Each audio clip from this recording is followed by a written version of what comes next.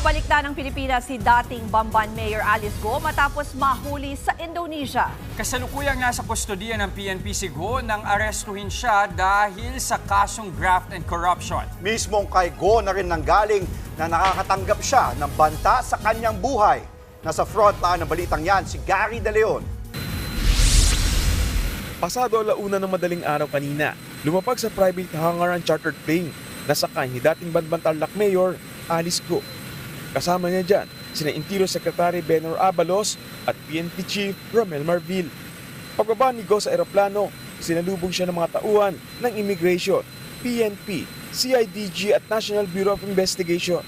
Agad inihain kay Go ang arrest warrant niya mula sa Capas Regional Trial Court para sa kasong graft and corruption at binasahan ng Miranda rights.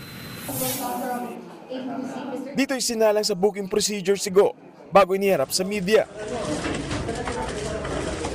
Suot ang kulay orange na damit na may tatak na detainee at nakaposas ang kamay, iniharap sa media si Go. Sa isang press conference kanina, sinabi ni Abalos na napilitan siyang kumuha ng private flight. Nagtakda kasi ang Indonesian authorities ng deadline na alauna ng umaga para sunduin si Go.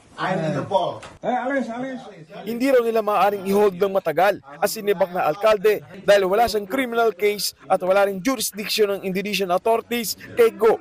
Binibigyan tayo ng hanggang alauna ng madaling araw dahil nadakip ng mga Indonesian authorities si Alice Go.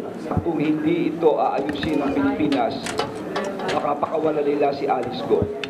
Agad tayo naganap ng eroplano, kundi hindi tayo aabot sa mga flight. May kaibigan ako nagpahiram na eroplano para lang magawa ito sa mas madaling paraan. Dagdag pa ni Abalos, wala raw ginastos ang gobyerno sa ginamit na eroplano. Tungkol naman sa viral na litrato nilang tatlo nila Go, Abalos at Marvil na nakangiti, sinabi ng DILG Secretary na hindi raw ito sadya. Kuha raw yan matapos ipangako ni Abalos na poprotektahan at tutulungan nila si Go dahil sa banta umano sa kanyang buhay. Nang i-turn over kahapon si Go kina Abalos, narinig na sinabi ng dating alkalde na may banta sa kanyang buhay. Siyang katulong, may dekreto ko po. Inassure ko siya, kami ni Chief, na yung death threats, huwag niya alalahanin, importante, sabihin niya lahat ng totoo. Lahat, huwag siya matakot, maski sino pang malalaking tao ito. At siya'y babantayan ng kapulisyahan. Bagay na kinumpirma naman ni Go mismo. Tungkol naman sa mga kumakalat na litrato niya kung saan nakitang nakangiti pa siya matapos may turn over sa mga otoridad ng Pilipinas. May paliwanag tungkol dyan si Go. Kino-confirm ko po ang lahat po ng sinabi po ni Secretary na meron po akong death threats po at humingi po ako ng tulong po sa kanila at masaya din po ako na nakita ko po sila.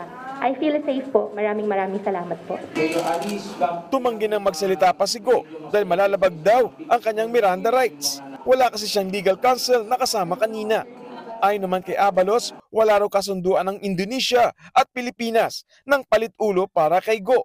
Hindi na pag-usapan no? It was just bypassing lang na sinasabi lang nila na I think as far as Indonesia is concerned, it was mentioned that yung death penalty for that person, I think his name is Has, hindi nila kinukonsider. Pero it was never the basis nitong pagbalik kay Alice. Dinala na sa CIDG sa Krame si Go para sa kanyang mugshot at medical procedure. Mananatili siya sa custodial facility roon hanggat hindi nakapagpiyansa ng 180,000 para sa 2 counts ng graft.